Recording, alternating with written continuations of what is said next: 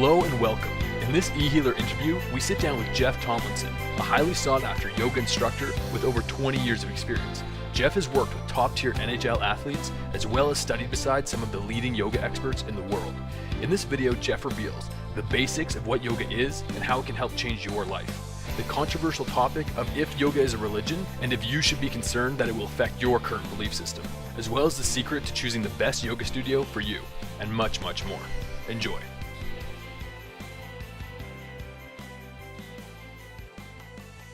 What is yoga? That's a great question. It's an ancient practice for sure that originated in the Indian subcontinent. And in the last 100 years or so, it's really become westernized, you could say, in that some of the basic practices of breathing and movement and even meditation have become more mainstream. And I really believe that's been a really powerful progression from kind of the origins of yoga as more of a mystical practice that included, esoteric practices to something practical that people can do every day. People can learn new ways to be in their body to help their sports, to help their activities, their job, etc. So I really see what is yoga as what is Western yoga. What is the value of these great teachings that have come over from time memoriam, but now is something we can use day to day in our 21st century.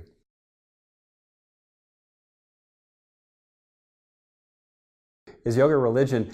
No, it's not. It's definitely, in India, it was linked definitely to Hinduism and some of the practices and beliefs and monotheism or polytheism, I guess that would be.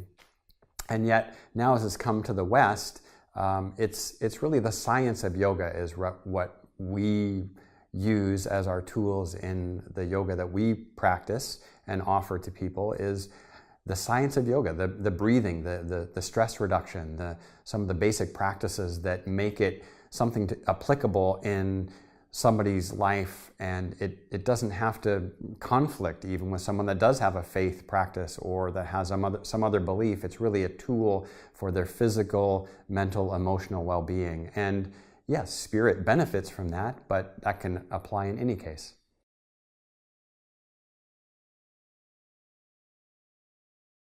The benefits of yoga are actually being documented more and more right now. There's some great data coming in. There had been a lot of meditation studies in years past, but now we're seeing information about the benefits of moving the body, of engaging the full breath that stimulates the vagus nerve. So there's a parasympathetic response, a rest and relaxation response in the body, which is huge for genetic condition, all the way to the genes, for sure, to muscle tension, to the early onset of disease processes that are exacerbated by stress. So if someone is practicing yoga at a level that's appropriate for them, where they can breathe, they can relax, they can, it's an appropriate practice for them, they're going to bring the whole level of homeostasis in the body down a level that's going to reduce their stress, that's going to release tension in their body,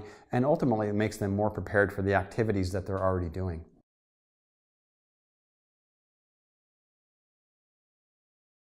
Well, I'd love to say yoga is for everybody. That sounds really nice. And in a way that's true. I think from the 8-year-old to the 88-year-old, there are going to be parts of, I'm going to say, an authentic practice that will be valuable for them, whether it's some simple movement, or it's learning to breathe, or to slow down, or to gain awareness. We call it self-awareness, that they're actually not just living in the mind every day, and kind of driven by the mind and the ego and the world and all the pressures and things that go on, but they kind of have a moment to come back to the body and feel and slow down and be deliberate in their movements and their actions.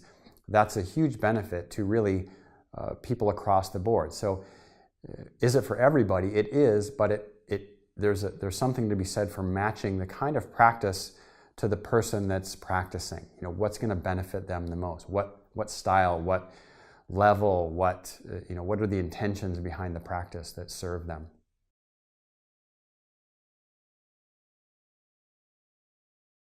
Well, that's a great question about injuries, and that's actually some of the expertise I'm moving into now in some yoga as therapy practices, where one of the keys is to help evaluate and assess someone. So someone can walk into a yoga studio and just start doing a yoga class, and yet maybe they have an injury, or maybe they have a chronic injury, or maybe they've got a few of them, like many of us.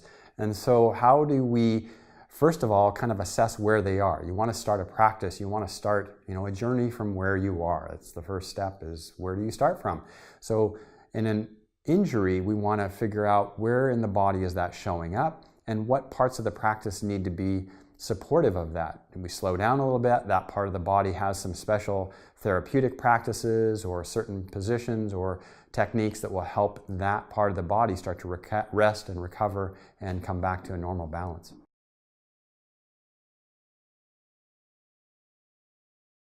Out of shape, overweight, high blood pressure, medicated, hopefully, people that are trying to get back to some balance in their life, and they're out of balance in some way.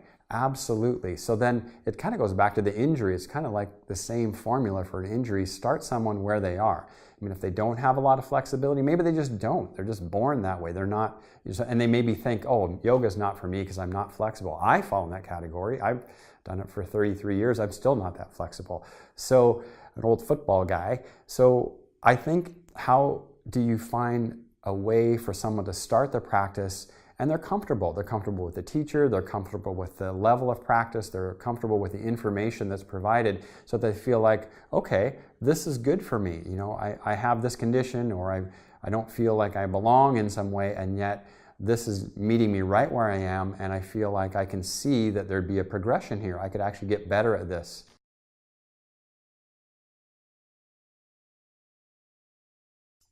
I think people need to look for a studio that matches they want to find a studio that matches themselves as a person.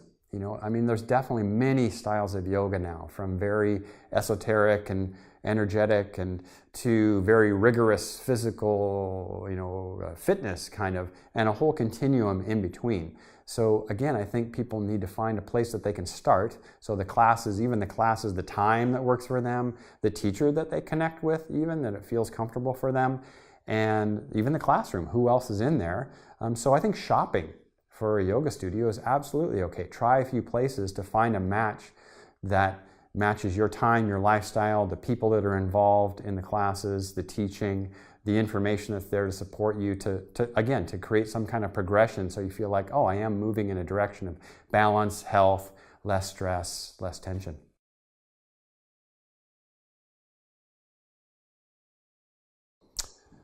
How much should I practice? That's a great question. For me, I can speak, it began with 1 class a week, and then it was 2 classes a week, and then it was 3 classes a week. And at some point, the teacher said, you're moving from a reactive practice to an active practice. And what that meant was, when I got to a few classes a week, and then I started doing a little bit on my own at home, following a cassette, back in the cassette days, my practice started to gain momentum. Like, I was not kind of going to class because I was stressed and tight and hurting. It was more like, oh, I feel great already, and I'm just feeling better and better. Like, it builds more energy. I felt stronger.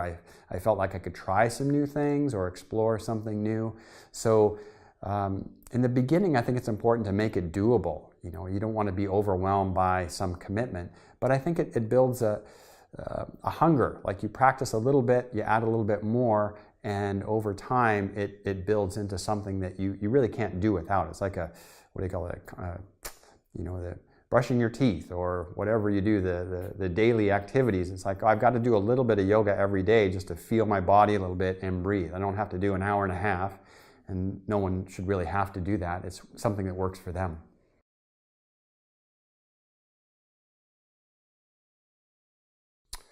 Can yoga improve performance in sports? I really believe so, and I've seen that with some of the athletes that I've worked with, for sure. And I even use a little formula. So stability, flexibility, strength, and then speed. So I use that working with athletes to help them come back to a starting point to say, are you stable? Is everything, are the joints comfortable? Because what we now know in yoga, we don't want to, it's not always about the flexible person that can bend their back the furthest, gymnastics kind of a thing. That's not necessarily a more advanced practice. How do I keep the joint safe and stable and secure, then build some mobility around that based on the different body types, then build some strength around that, and then speed, and then they can, and that's really functional. Like that's something that they can take onto their sports. So they start to see the link between the movements that they might do in the body in stretching or yoga, and then apply it into their, using their breath, that full breath that we practice, and self-awareness, feeling the body. They can take that back into their sport and get great benefit from that. That helps them go into the zone. You know, I've heard of the zone, or the Michael Jordan that I saw play once. That was really cool. You know, in that place where time kind of isn't really a factor, just in the flow.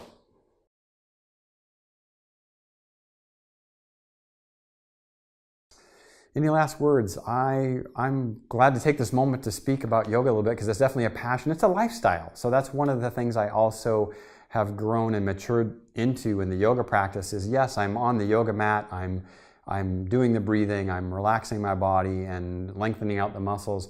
And it also helped me to look at the yoga as a whole, that, you know, I want to be breathing at the office when it's a challenging moment with the person I'm working with, or, you know, can I relax my shoulders a little bit, or can I use my core engagement when I used to put my daughter into her car seat. So I start to see the things that I learn on the yoga mat in the physical body and the breath and relaxation start to translate into my day.